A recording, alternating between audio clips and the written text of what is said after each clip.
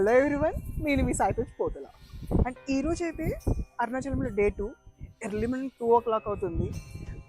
Present అయితే గిరి ప్రదక్షిణ చేయడానికి అయితే స్టార్ట్ అయిపోయాం. అండ్ ఎర్లీ మార్నింగ్ 2 o'clock కూడా క్రౌడ్ కూడా చాలా ఎక్కువ ఉంది. Maybe this is the right time అనుకున్న గిరి ప్రదక్షిణకి. అండ్ ఎర్లీ మార్నింగ్ దర్శనం కూడా అయిపోతుంది. చూద్దాం.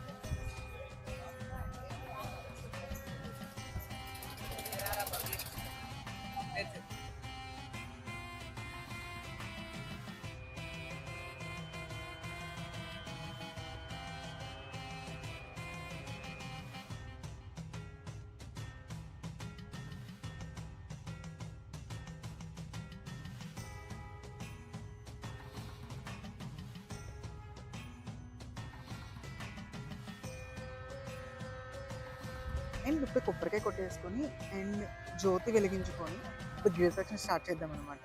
అండ్ ఇది రాజగోపురం, లైక్ అక్కడ ఉంది. అండ్ ఇది ఎంట్రన్స్.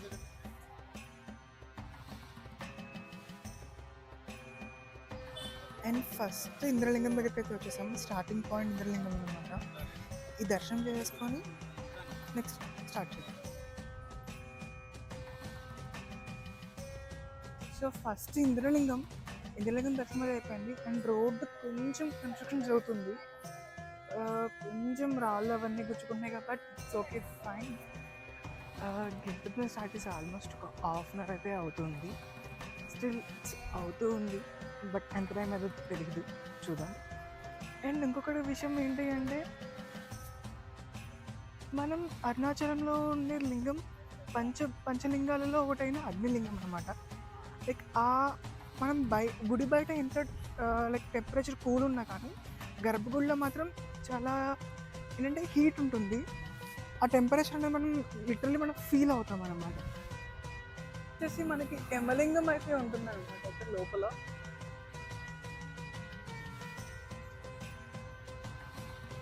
అండ్ ఇప్పుడే యమలింగం దర్శనం అయితే అయిపోయింది. గిరి స్టార్ట్ చేసి ఆల్మోస్ట్ ఒక 2 hours అయితే అయిపోతుంది. మేబీ ఇట్స్ 5 kilometers వరకు వచ్చినట్టున్నాం, తెలీదు. ఇప్పుడు యమలింగం దర్శనం అయితే అయిపోయింది. ఇంద్రలింగం అండ్ యమలింగం 2 దర్శనాలు అయిపోయినాయి.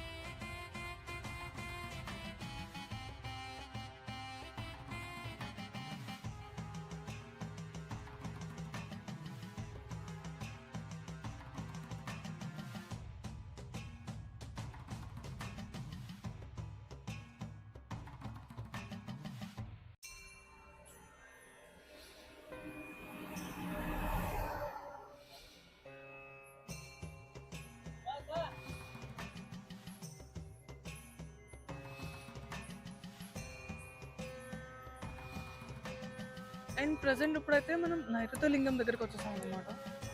అండ్ నైరుతి లింగం వచ్చేసి మనకి ఇది గిరి ప్రదక్షిణ వే అయితే మనకి కొంచెం లోపలికి ఉంటుంది ఒకటి మాత్రం.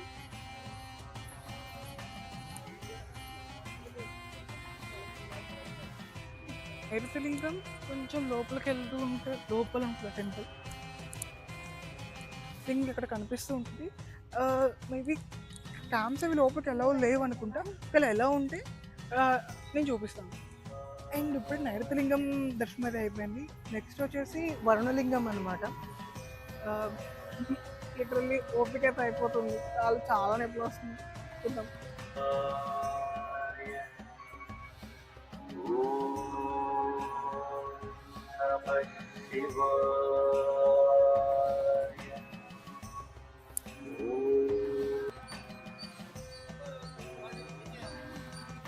అండ్ నెక్స్ట్ వచ్చేసి సూర్యలింగం అనమాట. ఇది కొంచెం లోపలికి ఉన్న టెంపుల్, కానీ టెంపుల్ చాలా బాగుంది. కొంచెం పైన కన్స్ట్రక్షన్ కూడా ప్రజెంట్ అవుతుంది. నెక్స్ట్ వచ్చేసి మనకి వరుణలింగం వస్తుంది. ఇది వరుణలింగం. అండ్ టెంపుల్ వచ్చేసి లోపలికి ఉంటుంది.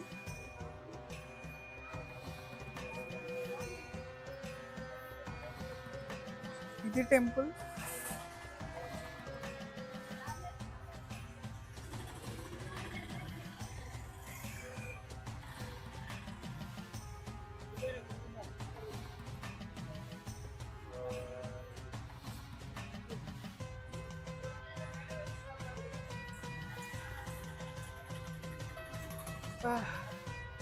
ఎర్లీ మార్నింగ్ 3కి స్టార్ట్ చేస్తే స్టిల్ నా 7 అవుతుంది. ఇంకా maybe half of the distance వచ్చామో లేదో కూడా తెలియట్లేదు. బట్ లెగ్స్ మాత్రం ఫుల్ అంటే ఫుల్ పెయిన్ వస్తుంది. ఇంకా ఎంత డిస్టెన్స్ ఉందో అర్థం కావట్లేదు. ఓకే, చూద్దాం.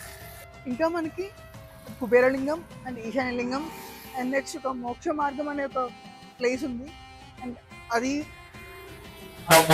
నెక్స్ట్ స్ట్రైట్గా లోపల టెంపుల్ దర్శనానికి వెళ్ళిపోతున్నాం. చూద్దాం. నెక్స్ట్ మనకి వాయులింగం. ఇది టెంపుల్ అయితే కొంచెం బయటికి ఇలా ఉంది.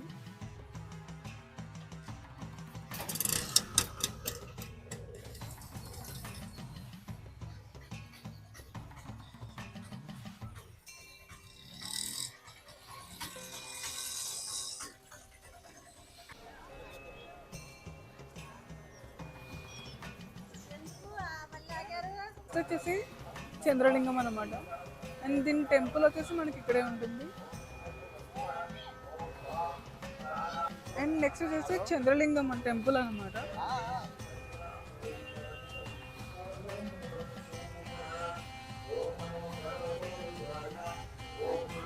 మన కుబేరలింగం అన్నమాట. ఇది లోపలికి ఎంట్రన్స్.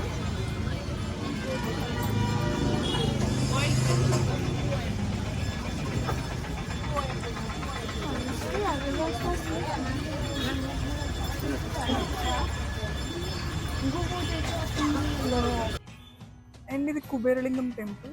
దర్శనం కూడా చాలా బాగుంది. నెక్స్ట్ వచ్చేసి మనకి ఈశాన్యలింగం ఉంటుంది. సో ఇంకొక మేబీ 2 కిలోమీటర్స్ అలా ఉంటుంది, నియర్ బై వచ్చేసాం. ఇంకా మనకి బ్యాలెన్స్ ఏంటి అంటే లైక్ ఈశాన్యలింగం అండ్ మోక్ష మార్గం అని చెప్పేసి ఉంటుంది కదా, ఆ 2 ఉన్నాయి. ఆ 2 కంప్లీట్ చేసుకొని వెళ్ళిపోవచ్చు. చాలా బ్రేక్స్ తీసుకొని ఈ టైం అయితే అయిపోయింది. చూద్దాం. అండ్ ఇప్పుడే మోక్ష మార్గానికి ఎంటర్ అయిపోయాము. మోక్ష మార్గం క్యూ అయితే చాలా ఎక్కువ ఉంది. మేబీ ఇక్కడే హార్డ్లీ ఒక 40 మినిట్స్ పట్టేస్తుంది.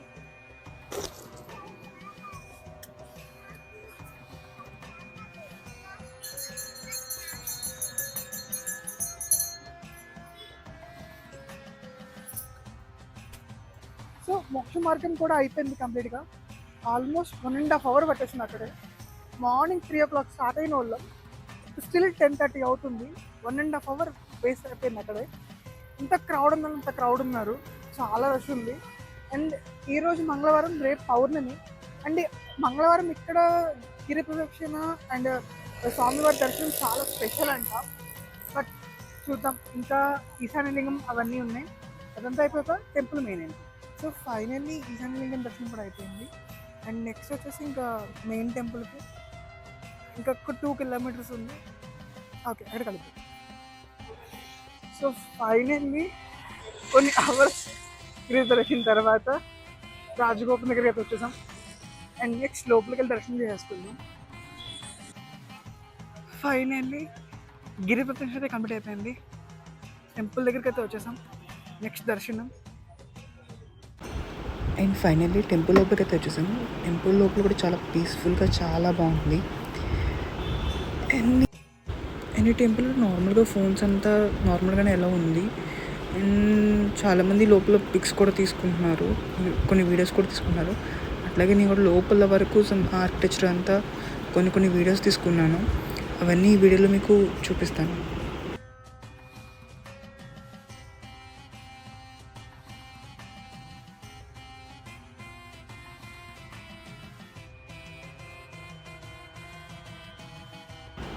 అండ్ ఈ క్లిప్లో మీకు కనిపించేది స్వామివారి కోనేరు.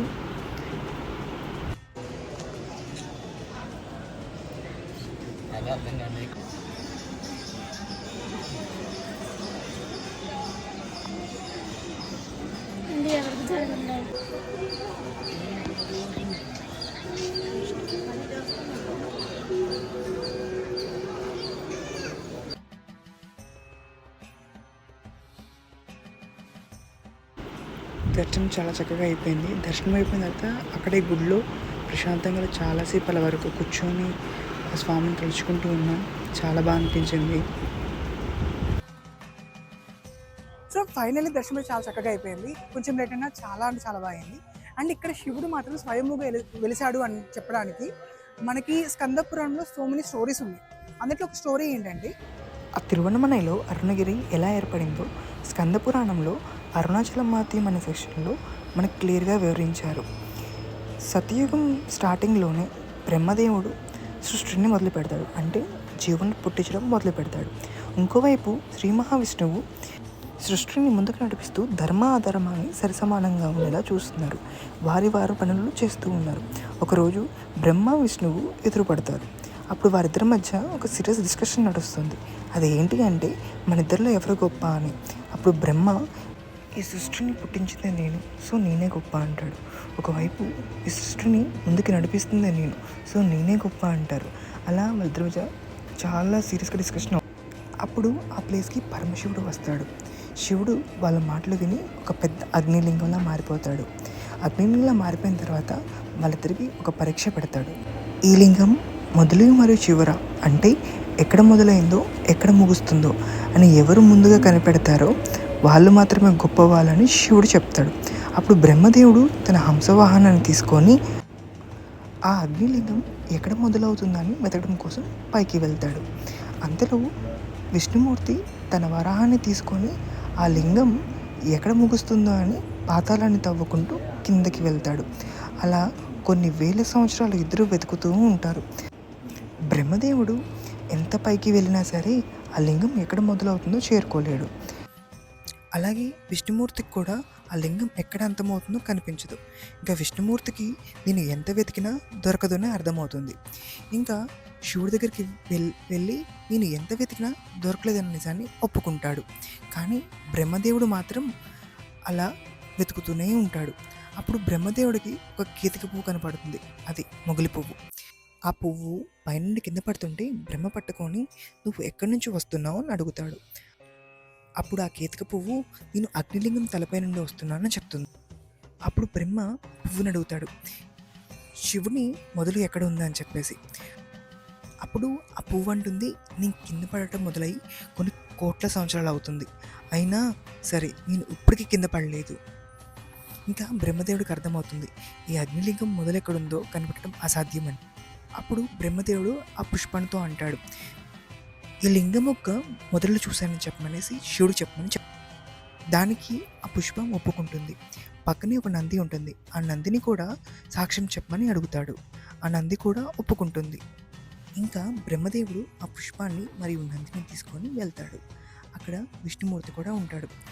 శివుడు బ్రహ్మదేవుడిని కనిపెట్టావా అని అడుగుతాడు. అప్పుడు బ్రహ్మదేవుడు కనిపెట్టాను, ఇదిగో దానికి సాక్ష్యం ఈ పువ్వు, ఆ నందే.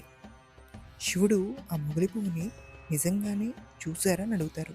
పువ్వు నిజంగానే చూశాం ప్రభు అని అంటుంది. అప్పుడు శివుడు ఆ నందిని అడుగుతాడు.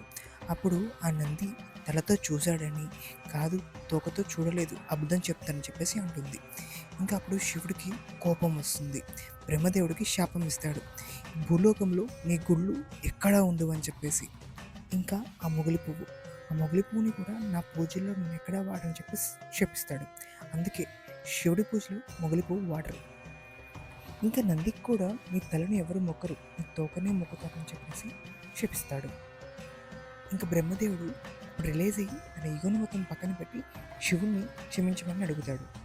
బ్రహ్మదేవుడు శివుణ్ణి ఇలా అంటాడు, స్వామి నువ్వు ఇలాగే భూలోకంలో కొలుగుండాలి అని చెప్పేసి. అప్పుడు ఇలాగే అగ్నిలా ఉంటే భూలోకంలో నన్ను ఎవరూ తట్టుకోలేరు, కాబట్టి ఆ తిరువన్నమలై అనే ప్లేస్లో అరుణగిరిగా మారి అక్కడే ఉంటాను అంటాడు. అంటే ఇప్పుడు మనం చేసే 14 కిలోమీటర్ల గిరిప్రదక్షిణ సాక్షాత్తు ఆ పరమశివుడి చుట్టూ చేసినట్టే. అలాగే ఏర్పడిందండి ఈ అరుణగిరి, అరుణాచల్. ఐ హోప్ ఈ వీడియో మీద నచ్చింది అనుకుంటున్నాను. నా వీడియోని లైక్ చేయండి, షేర్ చేయండి, సబ్స్క్రైబ్ చేయండి. సైనింగ్ ఆఫ్ మీ సాయి తేజ్ పోతల.